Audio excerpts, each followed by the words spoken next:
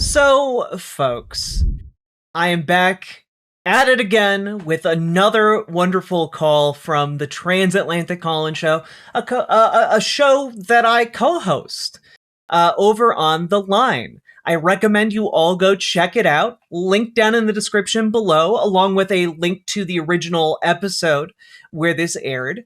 I'm a co-host on this show in this particular episode with Dr. Ben, wonderful, insightful, knowledgeable man. Go check it out. It's wonderful. Got some contentious calls, got some friendly calls, got some really constructive calls. Go check out the line. They have many other shows over there as well. And also, of course, check out the Transatlantic Call-In Show. It's every week on Thursdays. Go check it out. And, like, comment, subscribe, hit the like button here, hit the like comment, hit the like comments over there as well. And comments longer than 8 words, obviously helping the algorithm a little bit better. But all that being said, subscribe to both channels too. It's just one click. Boom, boom, boom, boom, boom, boom, boom, boom. Go do it. I believe in you. I believe in your ability to click buttons. And if this show sounds interesting, make sure to check us out live every Thursday. And also, if you got questions or you got comments or you got things you want to debate about trans people, call in. That's the entire point of the show. It is a call-in show where anything you want to ask about trans people is on the table. So go do that. And I hope you enjoy this call. We're going to talk to Darwin, him from Ohio. Darwin, you are live on the line with Dr. Ben and Riverboat Jack. It sounds like you want to talk about how are trans rights being violated. Tell us a bit more about your stance on this matter.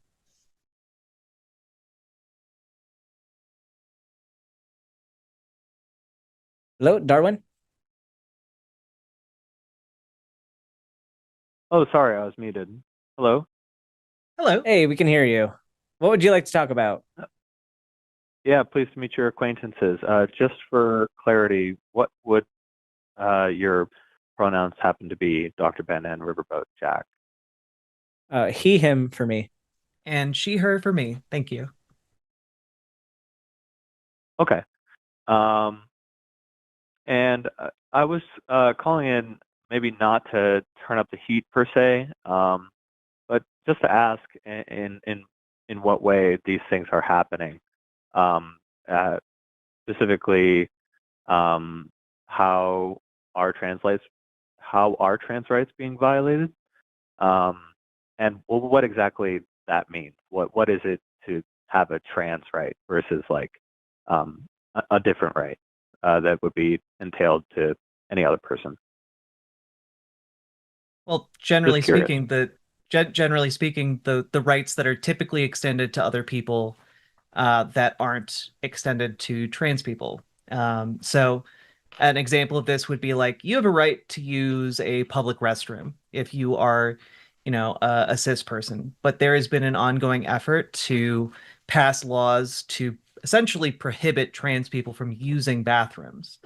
As like a good example of this, or terrible example of this, I guess, the UK and their bathroom laws, where it's essentially like you can't use the bathroom of the gender you identify as, and also depending on who you are and the time of day and what you look like and how people feel, you might not be able to use the bathroom you don't identify with either. Which is also the catch-22 of any bathroom laws here in the United States. And Okay. that would just be one minor everyday example, but the effect of that is pushing trans people out of the ability to like live life in society at large. Because if you're limited by just Right. where you can go to the bathroom, like obviously that pushes you, that seriously curtails your rights in a lot of other ways. Certainly inconvenient. I wouldn't argue that. There have certainly been times in my life where I have not had sufficient access to bathrooms, and it's that's a real pain in the ass, I'll tell you. Sorry, am I Yeah, allowed to swear? I think so. Yeah. Yeah, we're allowed to. Okay. And All I right. would say like it's also not just like, oh, you can't use the bathroom. It's like if you do in like a place like Florida, there's like a chance that they might try and charge you as like a pedophile. You know, like they might try and like put you on the sex offender registry list. Like it's not just like an inconvenience. It's like a, oh, you will be persecuted by the state for the crime of needing to use the bathroom. Okay, and so you're saying in like public records there are examples of this happening. Um, for example, like persecutorial examples as you just described. Um, but what if has there been any success um, in the legislative push to have these restrictions put on place? Yes. Yeah. Yes, there have, and with the Florida example, there's actually a trans man um, who was trying to follow the rules. So he was assigned female at birth, and he was following the rules and used the women's bathroom. But since he looks like a man, he was actually arrested in the women's bathroom Oh no. for breaking the rules, except for Yeah. he was following the rules. So yeah, so these are being Well, enforced, especially in those states where these bans are being passed. Another example is so kind so of deviating sorry. from the yeah. No, go for it. Not to. Is it okay if I interrupt? Yeah, go for it. So I just wanted to ask if sticking to the example at hand, if so you said the person in Florida was trying to follow the rules, and they happen to be presenting in a seemingly masculine way, at least to the enforcers at hand. um, and so I guess the unwritten rule of this situation is that that person is supposed to look like they're supposed to go in the restroom that they're going into, as in they're supposed to appear feminine, as well as um, also go to the bathroom of their, uh, you know, birth sex. Yeah, so it's stuff that is impossible to follow the rules properly. And so that's a case where you are effectively being forced out of bathrooms because if you're wrong if you do and you're wrong if you don't, then what's your choice? Your choice is to stay home and not go out. And ultimately, that's what a lot of these bills end up doing. Is it ostracizes trans people from public society? And so all these kind of collective things, yes, the individual things are absolutely horrible and a violation of human rights. But more so, the combination of these is kind of the intent is to keep people out of the public, and that's what's happening. So Other rights that are going okay, away is like we're talking healthcare rights, we're talking legal documentation rights, we're talking like depending on where you are, like marriage equality rights, because if your documentation says one thing, and you're in a country that doesn't allow for same-sex marriage, that could be a big issue for you. With the SAVE Act coming up, if you're trans and your documentation does not align with your birth certificate, we're facing risk of not being able to vote. So there are very, very real rights on the line here for trans people. okay. So in addition to the bathroom situation that we were describing, um, there are other fronts as well, and they've had similar effects. Yep. Okay. Um, so, and not to belabor the point, but um, the the bathroom one is of interest to me. I would like to get more details specifically. It's happenstantially unfortunate that the topic is on bathrooms, but it just happened to be the first one that came up. So um, Hmm. I just wanted to know, like, exactly where could you find these laws? Like, public records of Florida state law, or is this like a regional thing in Florida? Like just like specifics, and I'm looking for like the letter of the law and like exactly what it's supposed to enforce per se. Because I understand that like this might be an issue where enforcement is not exactly possible, or not being executed effectively at the very least. Um, Well, I- so for I'm just in curious to hear Florida your thoughts on for that. in Florida specifically, one of the laws against trans people is the Facility Requirements Based on Sex Act. But similar laws to it have been passed in around 14 other states, usually barring trans people from using the bathroom they identify with in like uh, Okay. some public, most public institutions, as well as some private institutions. So like public schools, airports, government buildings, etc. Utah and Florida are notable because they criminalize the act as like a something that can be escalated and enforced with jail time, not just a fine. Um, Hmm. so And you can Okay. find So them if you Google, um, you can find the specific bill, and like we were saying, this particular one is titled "Facility Requirements Based on Sex," and it also has CS/HB 1521.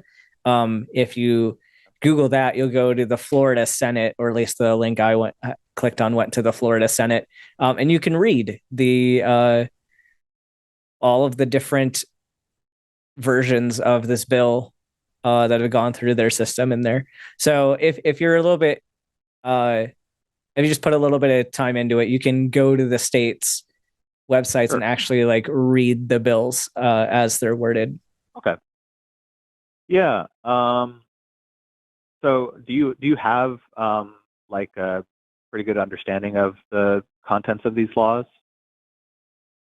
I Not mean, verbatim. yeah, the issue is there are literally thousands of laws that have been introduced to curtail trans people's rights in Okay. America over the last, year or so, let alone the last several years.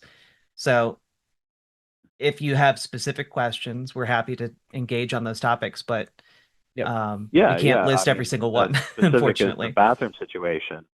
So like the the person in Florida, um, they appeared to be, sorry, was it masculine, and they went to a feminine bathroom or a Yep. female bathroom, Because a woman's yeah, bathroom? because the bill establishes that the bathroom you're supposed to use is based on your sex. And so Okay. your Right. your sex, like, and they define it as your sex assigned at birth. So in that case, it's not even about whether you look masculine or feminine. The bill as written Right. is that you Right. have to align with your birth sex. And so this That's is what I'm where the saying. So enforcement yeah, so gets like, really sticky, is because it's enforced based on how you look. Like people are going to be uh like the cops are going to be called because somebody looks out of place, but that could be totally not in line with what the bill is asking for. And so that's why a lot of these bills are so ridiculous.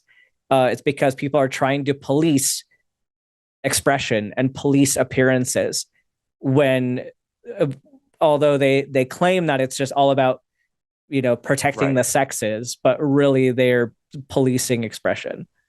And I mean, like another example, if Right. you're interested in looking into this, would be Kansas passed just a couple weeks ago. Their legislature passed essentially a bill that allows private citizens to sue folks that they suspect of being trans for civil damages Oh, if they encounter them in a bathroom.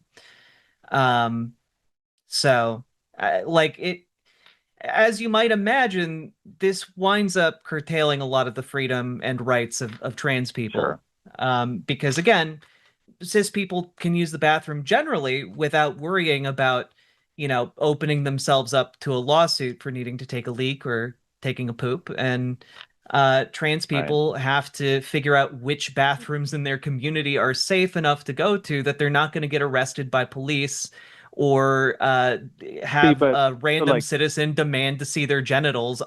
Like it's, right. So yeah, it's interesting that you bring this case up in Utah, and the Utah case is certainly alarming, um, giving Americans more rights to sue each other. Just, I don't know, seems like a step in the wrong direction in any regard, let alone for this. Um, but like as it would apply to the Florida case, and I know this is like different states kinds of things, but if we're talking about like law and its application, it's like what should it be, or what is the kind of thing we're pressing for? And it if it's up to me, I'm fortunate that it's not up to me.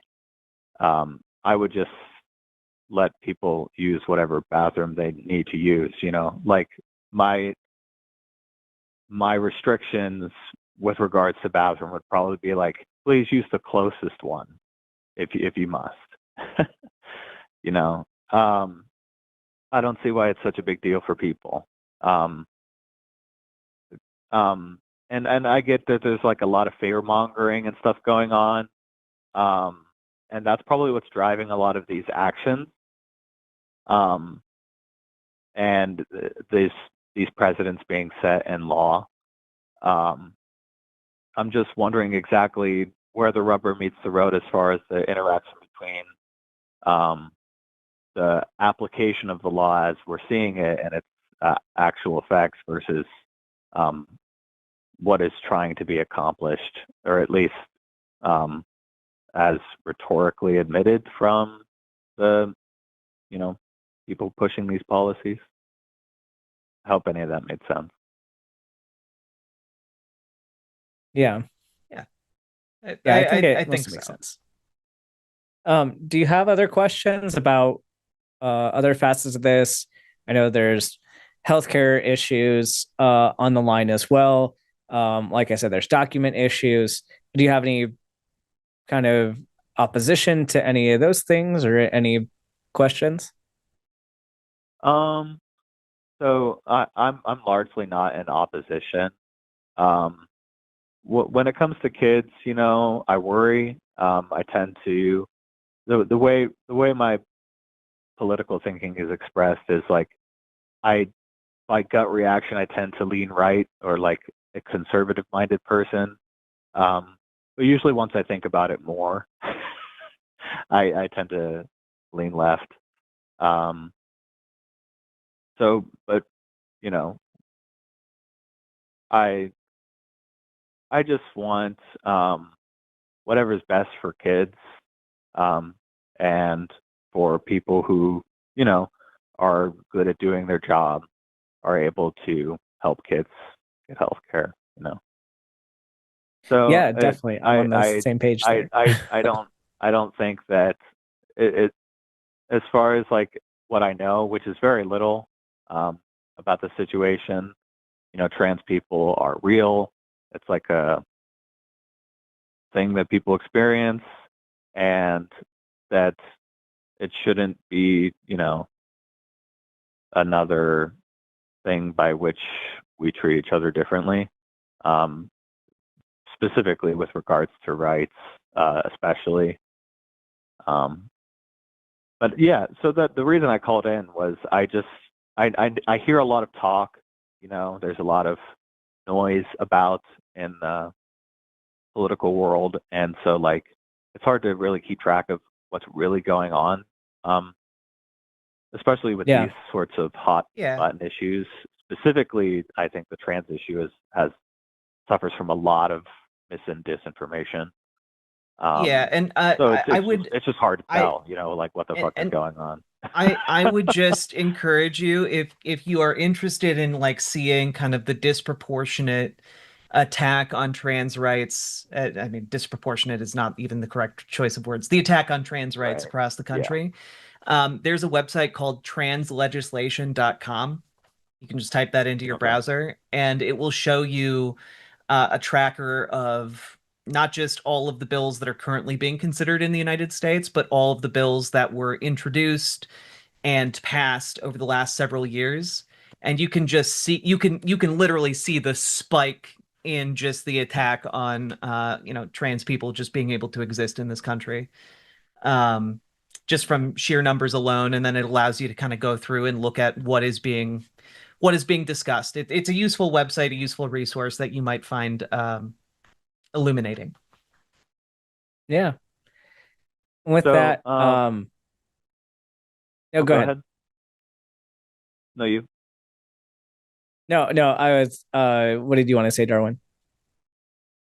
Oh, I was just going to say, thanks for taking my call, and I'll probably call in again if Hell yeah. given the opportunity.